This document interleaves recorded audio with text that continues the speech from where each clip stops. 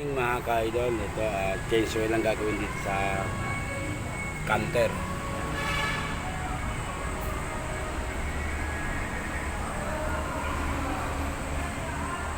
So bagong palit ng preno nito, yung nakarang araw lang, change oil naman. So ito yung turbo.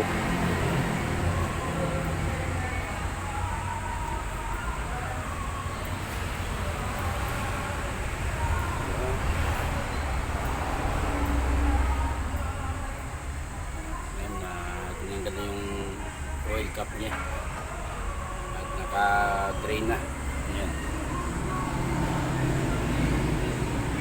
Okay, tulo-tulo pa mga kaidol, pinapapatag na maigi para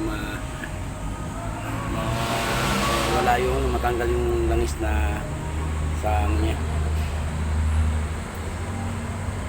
sa loob. So, mga 30 minutes yan na patutuluin mga kaidol para walang matira ng langis sa loob ng makina bago salina ng bago.